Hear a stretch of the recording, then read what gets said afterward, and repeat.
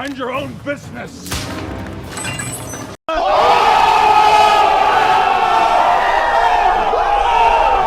Mind your own business.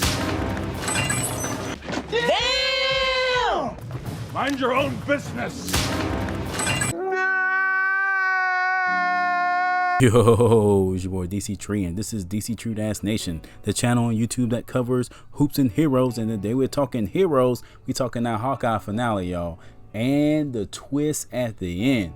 I told y'all Kingpin was coming hard for them boys. I told y'all Kingpin was nothing to play with, and he lived up to his reputation. From Netflix to the MCU, that Joker's still bad, bruh. So don't fall for the smoke and mirrors of the ending of this episode, because I'm telling you, I got 3 theories coming your way of what really happened to the Kingpin. But before I jump too deep into it, if you like my content, please sub to the channel, hit that like button, and don't forget to hit that bell for more videos. Thank you so much for the continued support. Okay guys, I'm gonna jump straight into it. Let you know it will be spoilers in this video. The title should tell you that, but just in case you clicked on this by mistake, go check out the finale of Hawkeye and come back and holler at your boy. Alright, back straight into it. I just want to say first off, I thought the Hawkeye series lived up to the hype.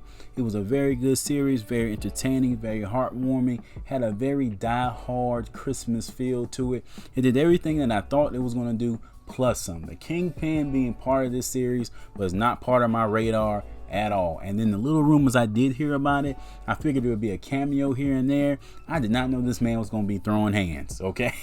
I did not think he was going to be throwing hands. So for all that, this series is awesome, man. I give it a friendly 8.5 if you were just curious of what I thought. But back to the topic of this video.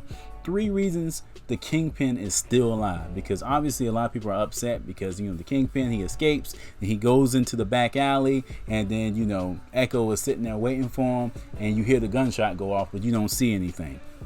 Listen, do not get caught up in those smoke and mirrors. There's no way that Marvel has worked so hard to bring back the original actor from the Daredevil series to kill him off in 10 minutes. So people are mad about him being dead. Trust me, he is not dead. And his, you know, expertise, the actor Vincent, I'm not even gonna try to pronounce his last name. He brings the intimidation. He brings the character to life. So trust me, he's gonna be there for the long haul.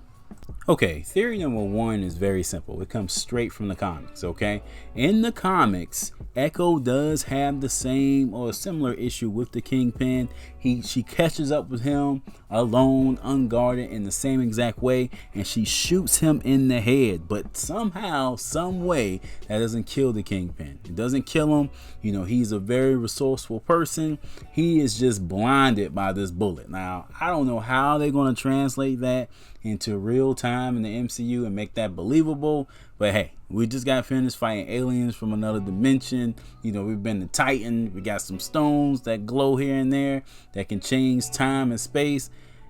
Him to surviving a point blank bullet to the head with some reconstructive surgery and, you know, a little money and a little plot magic is not that far-fetched. So they could go that route with the comic books and just have him miraculously survive some way, somehow, and that would be awesome for the Echo series, because that means he's going to be gunning for her like crazy. So I can't wait to see that. But again, don't get caught up in the hype. He is not dead, trust me.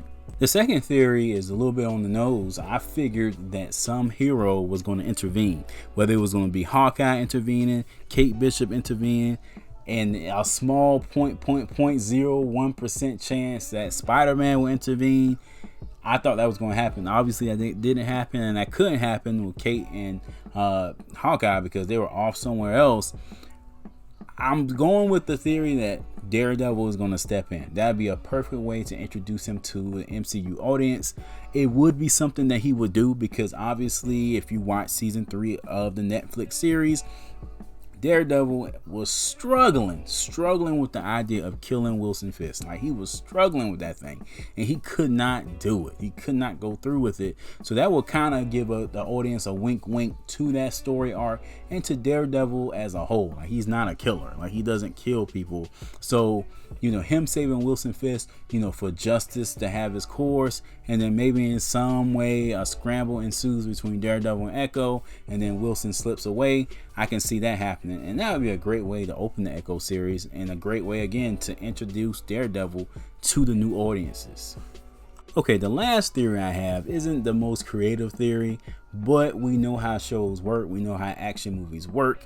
Just because a person has their back against the wall does not mean that their back is against the wall. Plot magic, along with special effects and a flexible story, can always give a character an upper hand when in real life he won't have it. So I just theorized, if you want to call it that maybe Wilson Fisk gets close enough to that gun and he put those paws on him. You know what I'm saying? Put those paws on him, man. Boom, the gun goes off to the right, maybe to the left, maybe, and then boom, he just beats her down to a pulp. Now, the only issue with that theory is if he did get the upper hand in that moment, we're pretty sure, knowing Wilson Fisk, that he would kill her on the spot. So then you got to explain, if he does get the upper hand, why doesn't he finish the job? Because we know Echo is getting her own series spinoff at some point. So is that when Daredevil intervenes? Like when Wilson Fisk is about to, kill Echo or whatnot? Like maybe that's when you have a hero of some sort come in. It doesn't necessarily have to be a hero. Maybe the cops pop up and that scares him off enough to run the opposite way without finishing the job, yada yada yada. But again, with a little plot magic, a little plot armor, you can make this thing work, and you can keep audiences happy, keep the Kingpin happy, Kingpin fans happy like myself, and also you can progress the story easily. All in all, I'm very impressed with this series. I'm very impressed with Marvel. They keep surprising me by bringing back, characters that the fans want to see, actors that the fans want to see. Not so quick to just recast people. And that's what Hollywood usually does. They think you could just recast any and everybody, but they're not doing that this time around. They're keeping the fans happy, and man, they really impressed me with this Kingpin situation. Hawkeye is one of my favorite series. I love the trick arrows.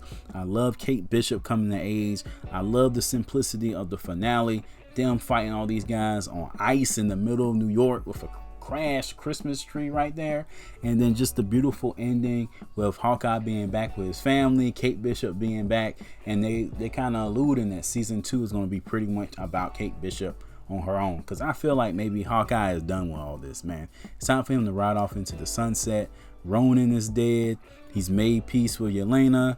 It might be time to walk away from this thing. And they probably can have a season 2 focus more on Kate Bishop taking over the Hawkeye name, and then maybe have Clint come in and help her out when he really has to. But I just don't see him being in the show that much anymore. Alright guys, that's it for this one. Let me know what you thought about this series. Let me know what you thought about the theories. Tell me what you think about the Kingpin, man. And make sure you check out the other videos on the channel, and I will catch you in the next one. Peace.